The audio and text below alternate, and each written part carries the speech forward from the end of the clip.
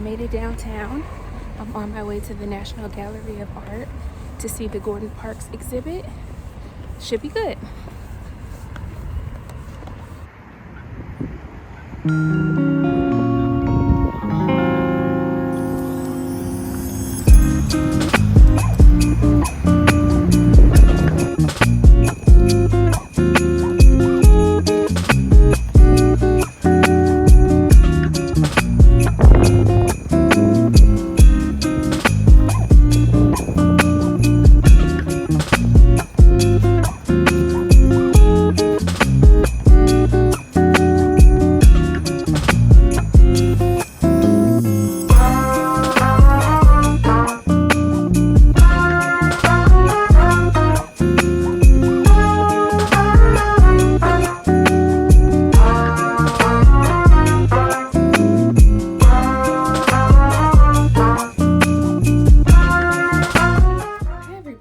I wanted to take a second and I wanted to talk about the Gordon Parks exhibit that I saw.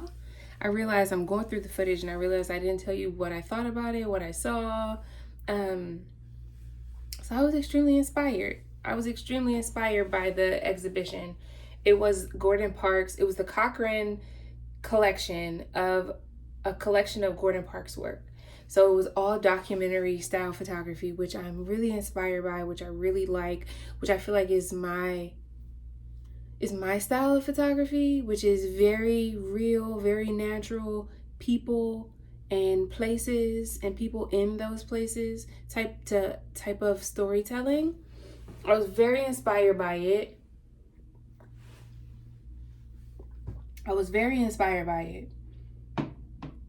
I thought as a photographer, he is so talented.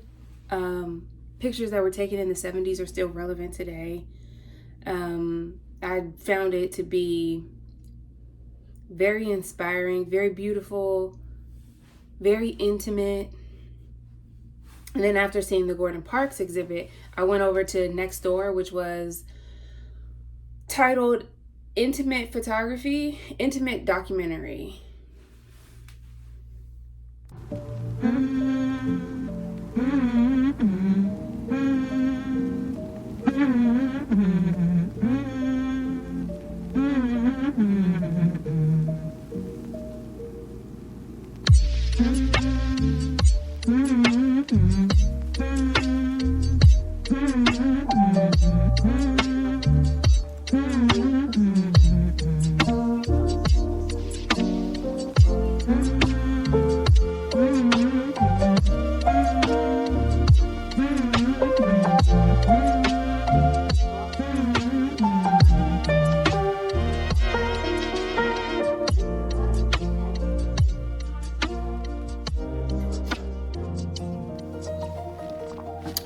I am sat here eating my lunch, thinking about the movie. I have some notes on it. Interiors was Woody Allen's first drama. I cannot say that it was one of my favorite movies at all. I found it to be kind of stark, kind of cold. I love a drama, but I like a feel-good drama. I didn't connect with any of the female characters or kind of like the struggles that they went through. I actually thought the female characters were portrayed in a way that was kind of hysterical, kind of neurotic. And I just didn't really like it. But there were a few things that I really did like outside of the characters, and things that I actually appreciated about the movie. So from the filming of the movie, I thought the framing of the shots was incredible. I thought the cinematography was also very incredible. The cinematographer played with like darks and lights depending on what was happening in the film itself, and I thought that was like in addition and like enhanced the drama of the film. Now other things that I really did like, I really liked the set design, the placement of the furniture in the rooms, like where they would put a chair, whether the curtains were open or closed. They used a lot of plants throughout the different sets and scenes. Oh, bookshelves. Books were like a big feature. It was like an additional character kind of. Um, there was like neutral paint colors throughout all the rooms, a lot of wooden furniture. I found the styling to be really classic, traditional, which made it kind of timeless and even kind of minimal. Some of the like styling and features were minimal, and I thought that that made it timeless. So like there was a white kitchen, and white kitchens were trending again maybe a couple years ago. So I think making the choices that they made the movie feel timeless because the design was timeless.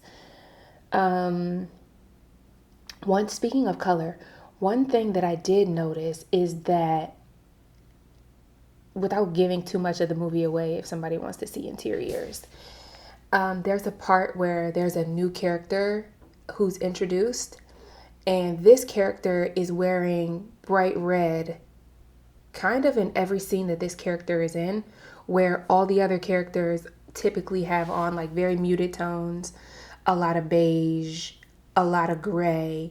So I think that was intentional, and the purpose was to make that character stand out and to like highlight the difference between her and them.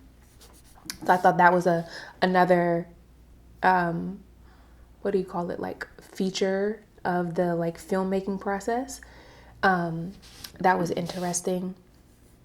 So not a movie I enjoyed, probably would not watch it again, but did appreciate aspects of the movie. And I think that some of those aspects I can kind of incorporate into the design of my space and my home. Another thing, the mom in the movie, her name was Eve, and she was obsessed with I think she was an interior designer, but she was obsessed with like making her spaces perfect. I kind of think that was her vice in the movie. She was portrayed as neurotic, but I think she probably was just like obsessed with interior design. So it couldn't just be a vase, it had to be the vase. And I thought that was relatable to now because we want to make, or at least I do, I want to make my interior feel like my own. When someone walks into my house, I want them to say like, oh, this space is so you, like this has personality, this has character. And that's exactly what she was obsessed with. I don't want to be obsessed with it. I just want it to make and my style to come through. Kind of all. Okay, that's what I thought about the movie. That's why I think it relates to my space. All right. Hi guys, I'm at the Goodwill. This is the Goodwill on Arlington Boulevard. It's also a small location, but let's see what kind of furniture they have in store for today.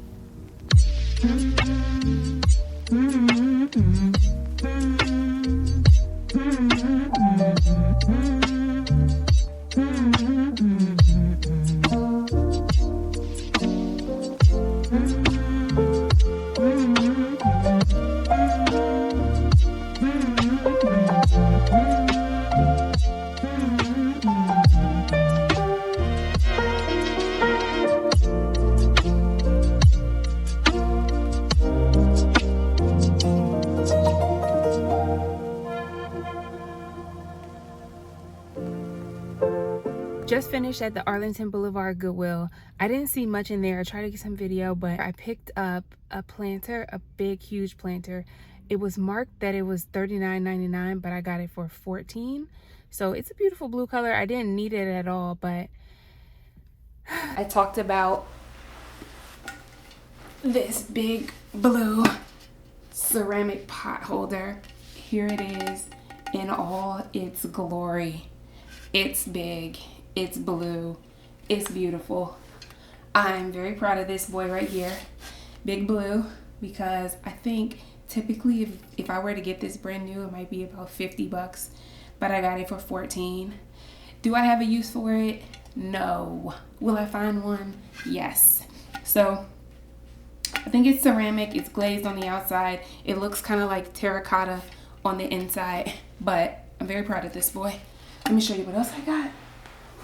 That was heavy. Okay, I also got this. It is, I believe, a candle holder, but I'm gonna use it as a catch-all.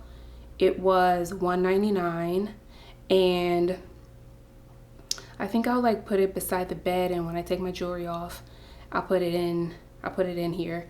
I kind of cannot resist like a glass, shaped glass like this, and it's like got this kind of like ribbing on it. I just think it's beautiful. I also got this clock here. It's wood. It's a tone that matches similar items in my apartment. It was made in England. I think it's so simple and so modern that whatever style I'm into, it'll transcend it. So I'll be able to put it somewhere, use it to tell the time, but it'll just kind of be cohesive no matter what style I'm into. And I also got, I think that this was my best purchase of the day. For a long time, I didn't know what these were. I watched a video recently and the lady explained how it works. So who knows how many of these I have passed up in the past, but no more, because now I know what it is. It is a book holder. So basically you put the pages of the book facing here, and then the spine shows here, and you can move this thing based on how many books you have in it. This was $4.99, but it was orange tag. Orange tag was on sale. The Goodwill near me marks off sale colors 50%. So I would have only gotten one, but since it was $5, $4.99, that's $2.50, so I got both. So I have two. I will install it and show it in action. So that was my trip to the thrift. I think I got some good finds. I really value shopping secondhand. And what I also wanted to say was that during my visit to the museum, I was very inspired by the work, but also I wanted to be more intentional about the things that I brought into my home. I want everything to be representative of me and my style, which could change, but I also want it to be purposeful. So I think the things that I got meet both of those requirements. So like, maybe not, but but that's what I want to do going forward. Like, I want my purchases to be purposeful. I want them to represent me. And then when I document them, it'll be very much like the style in the museum, which was intimate documentary or documentary photography. And yeah.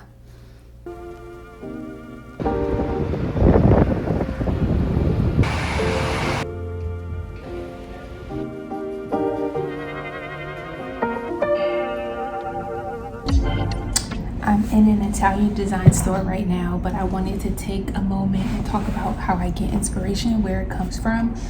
I go to museums, I go to shops, and I watch movies.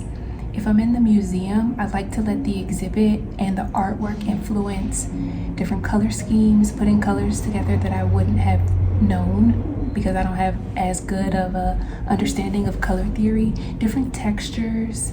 If I go to shops, I like to look at the vignettes and think about how I could do something similar in my space, like create a vignette with different pieces of furniture. And then I look to movies because I think movies are a really great inspiration because they likely have hired a set designer or like a prop stylist, and they have a better understanding of era, and how things go together and how to make something look lived in. And so if they're hiring a professional, I can look to that media or that movie and see what they did and try to incorporate something similar.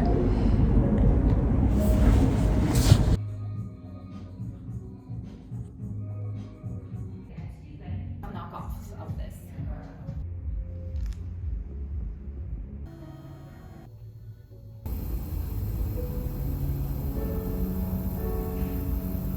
The style that I'm trying to curate in my home, I'm calling Aged Modern. It's a collection of family heirlooms, thrifted pieces, collected items, and contemporary items. One benefit about going to shops and getting your inspiration and looking around is that you can know what's trending and buy something new to add modernity to this, well, depending on your style, but at least for me, in this like aged modern that I'm going for, getting a new piece adds modernity. So I like to also go to the shops for that reason. I hope you feel inspired to design your space according to your functional needs, design aesthetic, or interests. If you have any questions about any of the items in the video clips, do let me know in the comments below, and I will try my best to get you as much detail as possible. Even if you would like to make a comment about how you get your design inspiration, let me know, and I'd be happy to talk. Thanks for watching. As always, bye.